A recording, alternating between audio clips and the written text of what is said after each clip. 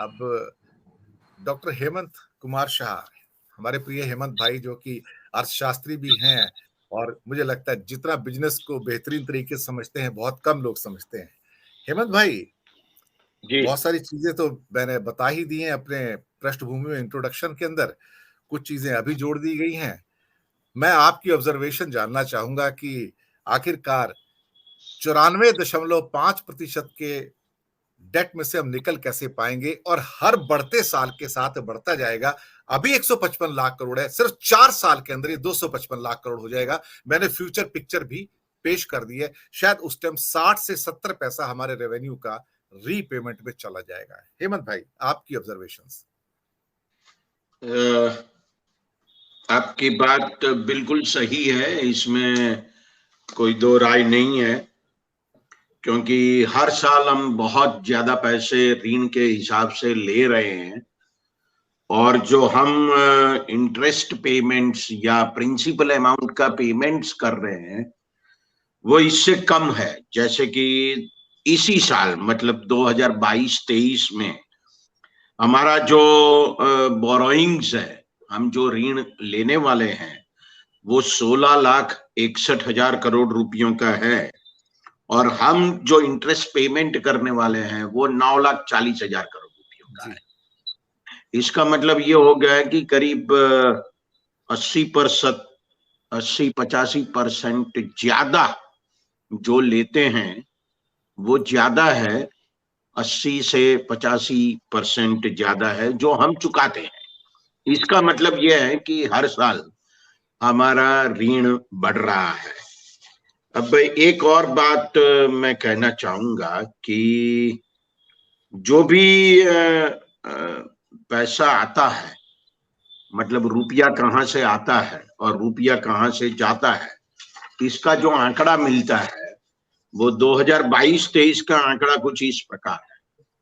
Borrowings जो है वो करीब 35 रुपया है, 100 रुपये में 35 रुपया, मतलब उतना पैसा हमने लिया। 100 रुपया सरकार कमाती है तो उसमें से 35 रुपया वो ऋण से लेती है, और फिर बाद में जो चुकाती है, जो भुगतान होता है, वो 20 रुपयों का होता है। इसका मतलब ये हो गया कि आज इस साल सरकार ने 35 रुपया लिया तो उसमें से 20 रुपया तो जो पहले लिया था उसका प्रिंसिपल अमाउंट और इंटरेस्ट देने में ही खत्म हो गया, तो बाकी का रहा 15 रुपया। 100 में से 15 रुपया वो बाकी का रहा जो सरकार खर्च करती है, वो चाहे किसी भी प्रकार से खर्च करती हो, लेकिन वो खर्च कर दी है। अब ये 2022-23 का आंकड़ा है, मुझे लगता है कि हम थोड़ा सा पीछे जाएं, 2020-21 का आंकड़ा। 20-21 में क्या है? 20-21 वो साल है जब कोरोना के लॉकडाउन रहे। पहला लॉकडाउन 20-21 में आया, और उसके बाद तो ये जो आंकड़ा है वो ये कहता है कि 100 रुपये में से 20 रुपया हम लेते हैं ऋण, और 18 पैसा देते हैं भुगतान में, तो सिर्फ 2 रुपयों का फर्क रह गया। 20-21 में 2 रुपयों का फर्क, और 22-23 में 15 रुपयों का फर्क। जी, ये बहुत बड़ी चिंता की बात है। मुझे समझ में नहीं आ रहा कि सरकार ने 20 लाख करोड़ रुपयों का कोरोना का पैकेज अनाउंस किया था, वो 20-21 में किया था, 20-21 के लिए किया था। उस वक्त इतना ऋण नहीं लिया गया जितना ऋण आप 2022-23 में, मतलब इस साल ले रहे हो, जबकि कोरोना का कोई खतरा मंडरा नहीं रहा है। जी। तो मुझे लगता है कि ये बात बहुत गंभीर है, बहुत सीरियस है, और जिस तरीके से भारत सरकार का ऋण बढ़ रहा है ये तो सच में एक बहुत बड़ी चिंता की बात है। लेकिन मैं एक दूसरी बात कहना चाहता हूं, और वो बात ये है कि भारत सरकार जो ऋण लेती है वो सिर्फ भारत के अंदर से ही लेती है ऐसा नहीं है। जी।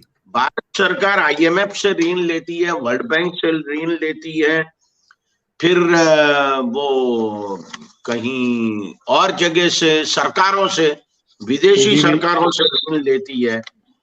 अब हमारे प्रधानमंत्री जो दावा करते हैं कि हमें भारत का आत्मनिर्भर बनाना है, तो हम विदेशी ऋण लेके आत्मनिर्भर कैसे बन सकते हैं, वो मुझे मेरी समझ में ही नहीं आता। आप देखिए आंकड़ा क्या कहता है। सर मैं आंकड़े बता देता हूं।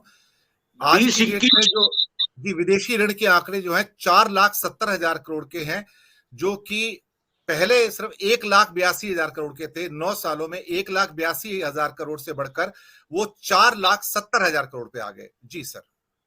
और बात ये भी है, आपने जो आंकड़े बताए वो तो बराबर है, लेकिन वो हम हर साल लेते रहे। 2021 में जब उन्होंने आत्मनिर्भर भारत की घोषणा की थी, उसी साल उन्होंने 70,181 करोड़ रुपयों का विदेशी ऋण लिया। इस साल हम, जैसा कि बजट बताता है, 19,251 करोड़ रुपयों का विदेशी ऋण लेने वाले हैं। तो मेरी समझ में ये नहीं आता कि अगर विदेशी ऋण इतना ज्यादा ले रहे हैं तो हम कैसे आत्मनिर्भर होंगे। मैं एक और बात जोड़ना चाहता हूं और मुझे लगता है कि वो महत्व की बात है।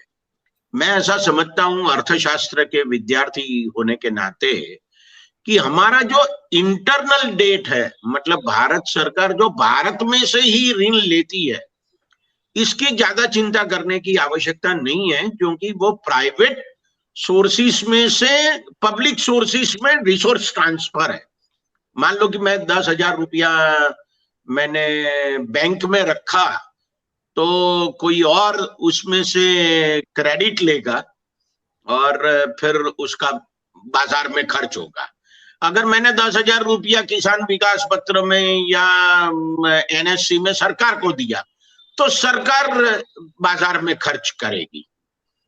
तो ये इंटरनल रिसोर्स ट्रांसफर है, और इसीलिए बहुत जाने माने ब्रिटिश अर्थशास्त्री रहे एपी लर्नर, वो हमेशा कहते रहे कि internal debt is not a debt at all. आंतरिक ऋण है वो ऋण है ही नहीं, इसलिए इसकी चिंता करने की आवश्यकता नहीं है, ऐसा उनका कहना है। और मैं मोटे तौर पे एक विद्यार्थी होने के नाते मैं उनसे काफी सहमत हूं। लेकिन सबसे बड़ी हमारे लिए जो चिंता की बात है वो ये है कि हम विदेशी ऋण बहुत ज्यादा ले रहे हैं, और विदेशी ऋण हमारी जो भविष्य की पीढ़ियां हैं, उस भविष्य की पीढ़ियों पर बहुत ज्यादा बोझ डालती है। जैसे कि नरेंद्र मोदी जी प्रधानमंत्री बने 2014 में, तो $1 पर करीब 55 रुपया था, 54-55 रुपया था, और आज जो है 80 रुपया हो गया। मान लो कि हमने 2014 में $1 का ऋण लिया, तो हमें 54 रुपया 55 रुपया इस देश में खर्च करने के लिए मिला। लेकिन अब जब 2022 में या 23 में हमें वो डॉलर वापिस देना है, तो हमें वही डॉलर 80 रुपये पर मिलेगा बाजार में।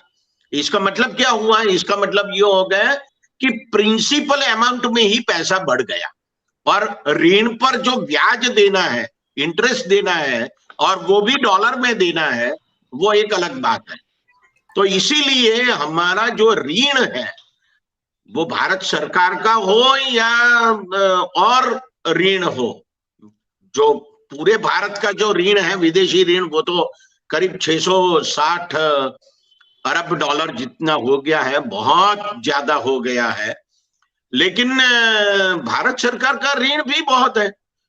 तो मुझे लगता है कि हमें ज्यादा चिंता इंटरनल डेट के ऊपर तो करनी ही चाहिए, लेकिन विदेशी ऋण पर भी हमें ज्यादा चिंता करनी चाहिए, क्योंकि इसको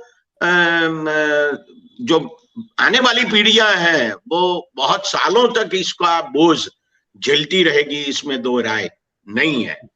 और तीसरी बात, भारत सरकार हमेशा ये कहती रहती है कि हमने जो कैपिटल एक्सपेंडिचर है, इंफ्रास्ट्रक्चर के लिए जो पैसा खर्चा करना है, उसको हमने बढ़ा दिया है, और इसीलिए ये सब ऋण ले रहे हैं।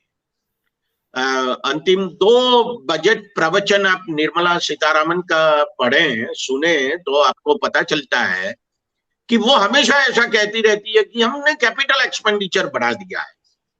अब सच में कैपिटल एक्सपेंडिचर कितना बढ़ा वो तो एक अलग ही बात है। आप आंकड़ों को देखेंगे तो पता चलेगा कि कैपिटल एक्सपेंडिचर इतना नहीं बढ़ा कि जितना वो दावा कर रही है।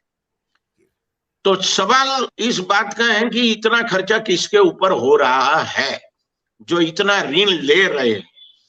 और अंतिम बात मैं कहना चाहूंगा वो ये है कि भारत सरकार हमेशा ये कहती रहती है कि हमने नोटबंदी की और हमने जीएसटी लगाया, इसकी वजह से सरकार की टैक्स की इनकम बढ़ गई है। अगर सरकार की टैक्स की इनकम इतनी ज्यादा बढ़ी है तो फिर आपको ऋण लेने की आवश्यकता क्या है? इतना ज्यादा ऋण लेने की आवश्यकता क्या है? तो ये सारे सवाल मुझे लगता है कि भारत की आर्थिक स्थिति का बयान करते हैं कि भारत सरकार की आर्थिक स्थिति इतनी अच्छी नहीं है जितनी